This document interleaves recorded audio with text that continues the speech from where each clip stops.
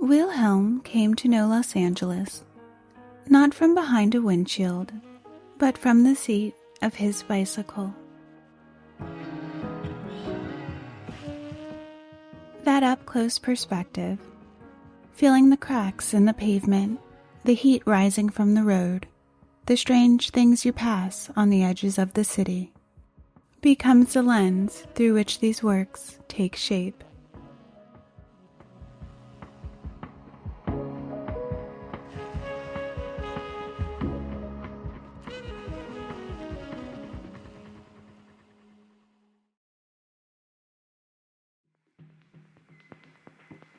While cycling, the artist came across a row of fighter jets parked just off the highway, outside a military base. There they sat, machines of war, oddly at ease, as if they belonged to the sprawl. In these paintings, the jets become shadows, silhouettes, their power softened into suggestion.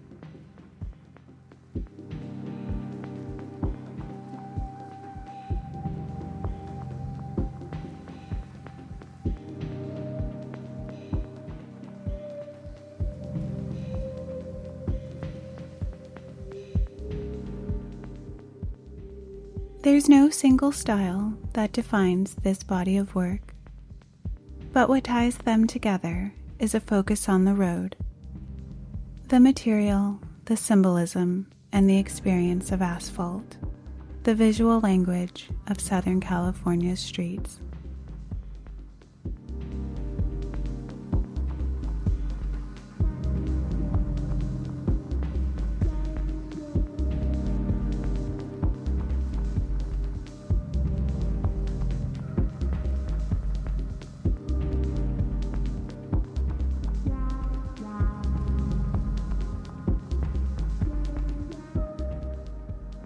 Wilhelm plays with the structure of space. Lines pulling your eye toward a horizon that never arrives.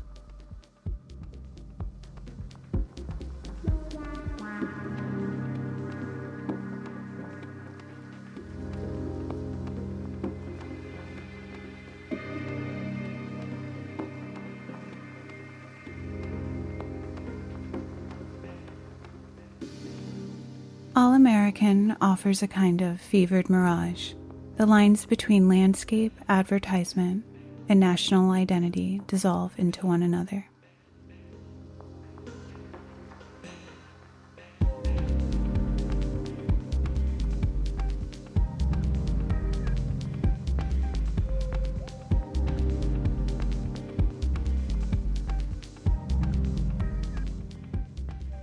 Throughout the exhibition, black reoccurs.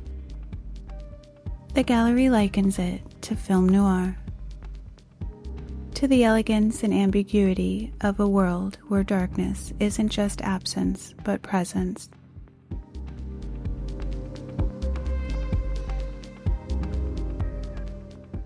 They also tell us that the artist treats black like a pause, a visual ellipsis, forcing the eye to stop, reconsider, and look more closely.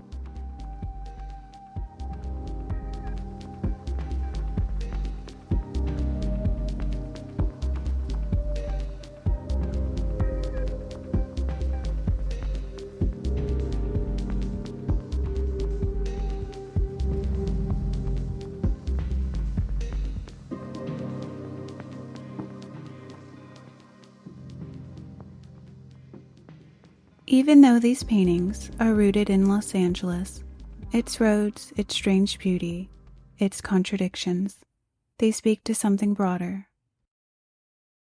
They ask larger questions. How do we move through the world? What do we choose to notice? What's hiding in plain sight?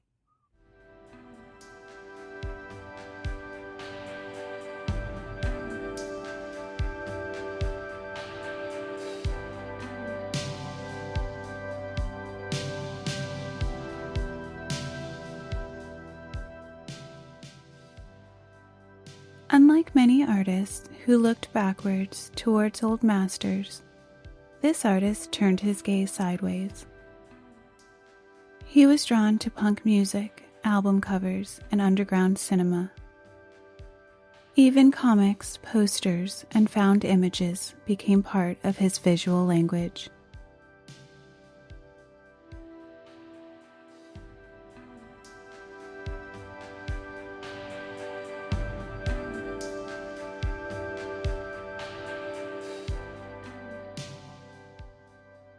In an image-saturated world, Wilhelm uses painting to elevate certain images and slow us down enough to consider why they matter.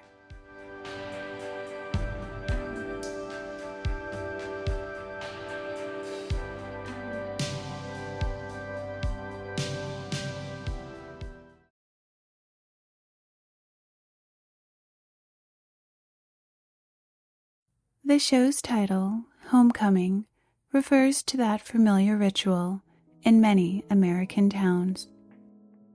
But Matt turns the mirror slightly, and in its reflection, the celebration sours.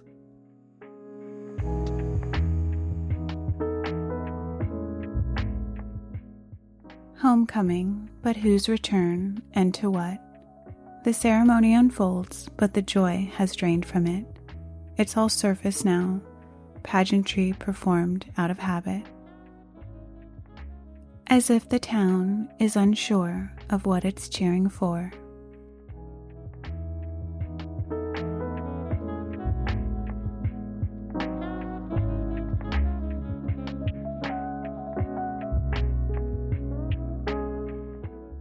The colors are bright, but the faces are blank. Some figures turn to look at us, which is a hallmark of Matt's paintings. It creates an emotional connection, even as we are made to feel like outsiders.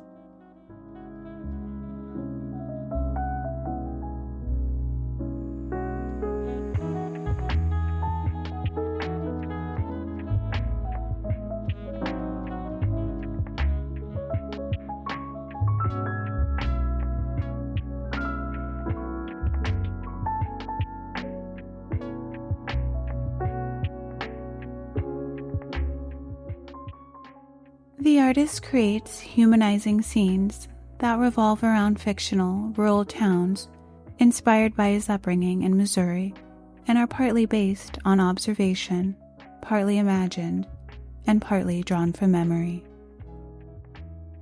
Color palettes are used to embody or contrast with the emotional life of a scene. You'll notice joyful hues framing a scene of despair.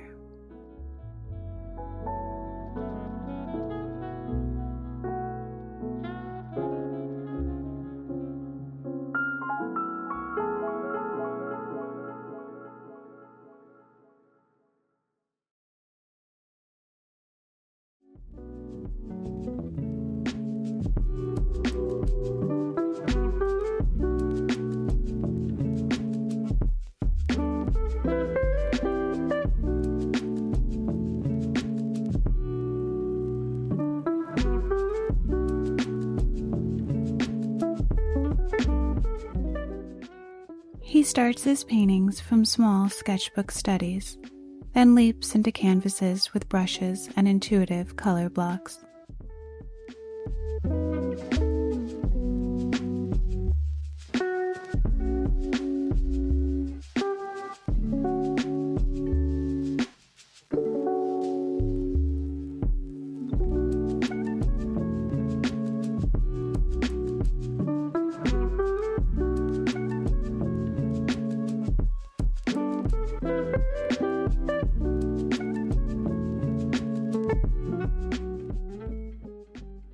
His paintings are built from layers of acrylic,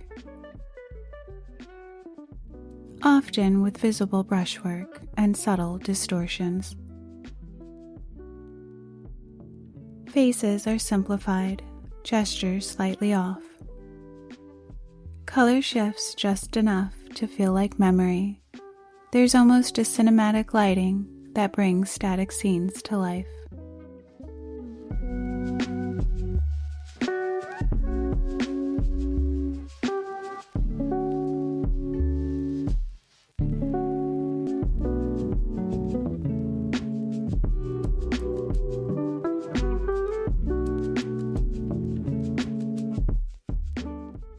doesn't give us clean stories or neat resolutions. Instead, his work lingers in the slow rhythm of ordinary life.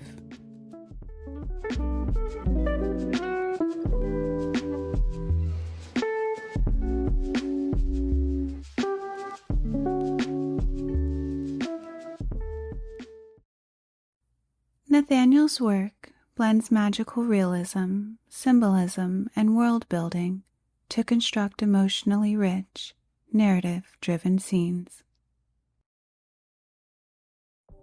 The show follows a group of characters over the course of a day, moving through the same landscape.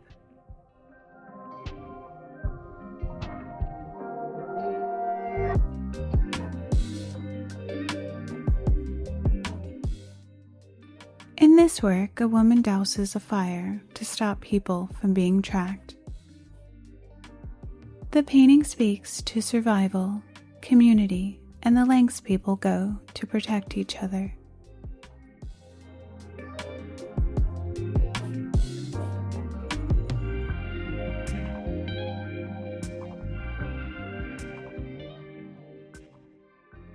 His work blends autobiography, myth, art history, and social commentary.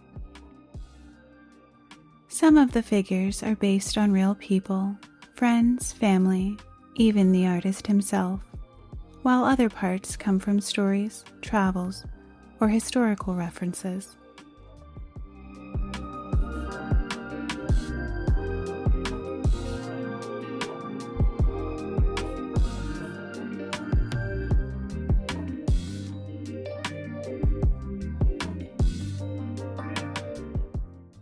The artist builds each painting as a place where the past, present, and speculative future converge. They require a kind of attunement, a spiritual rhythm where the viewer must decode emotional and spiritual truth.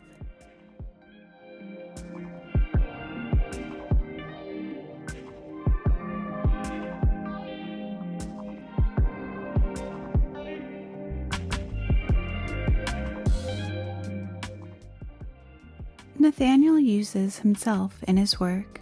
He's reflecting on different versions of who he is or who he could be. These aren't self-portraits. You can see them as refractions, spiritual avatars, as though he's attempting to catch the echo of himself rather than the image.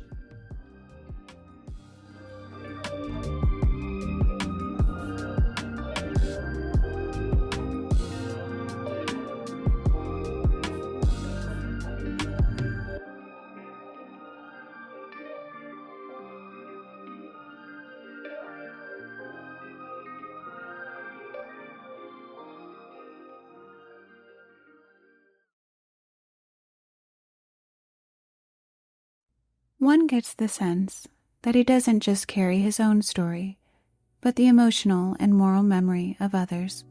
This gives his work a strong, intergenerational empathy.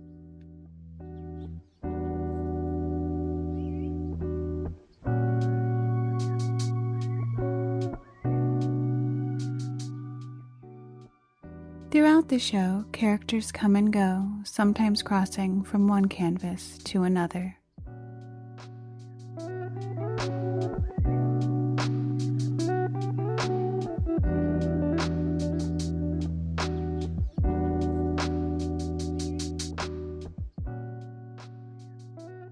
Here, a group is in motion, fleeing, escaping. It's unclear. The danger comes from the atmosphere. We feel the threat rather than see it directly.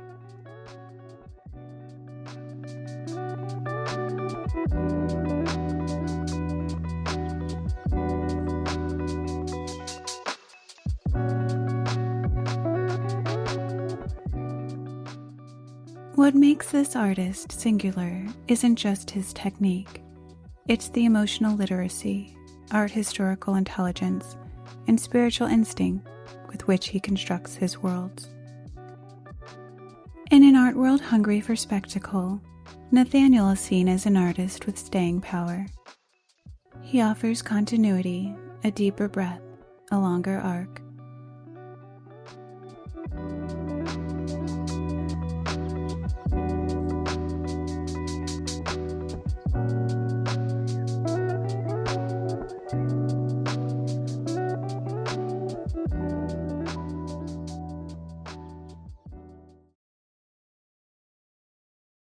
This work announces itself without needing to be introduced.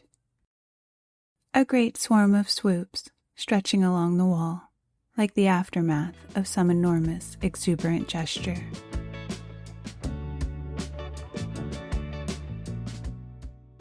One imagines a giant hand drawing in space, leaving behind candy-colored ribbons in its wake.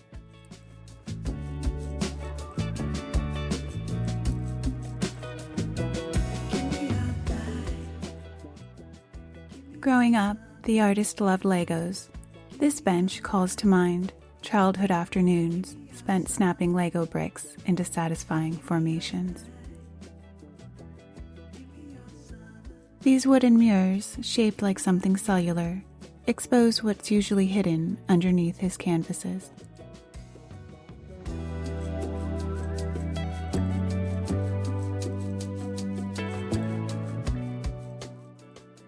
The artist brings a designer's eye, a painter's sensibility, and a builder's hand to every piece here.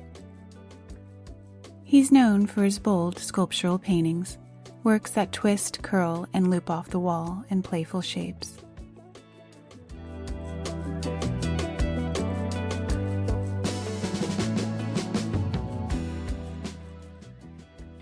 In these works, Josh plays with contrast. Minimalist cool meets maximalist heat. Soft against sharp, chaos brushed against calm.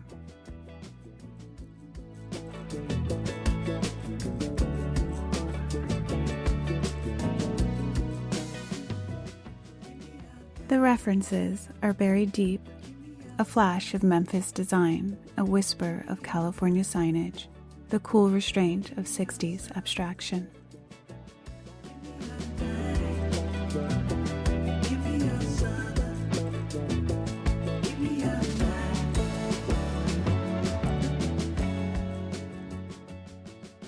These pieces come apart and fit back together, becoming something new each time.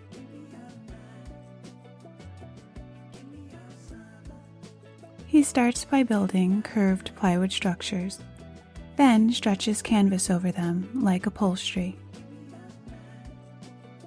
He plans the layout using grayscale models, and once the form is set, he paints them in colors pulled from a giant chart on his studio floor.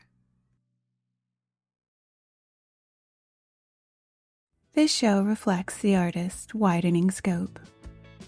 He's creating systems, curiosity about shape, connection, and the joy of putting things together. Thank you for joining me. I'll see you again.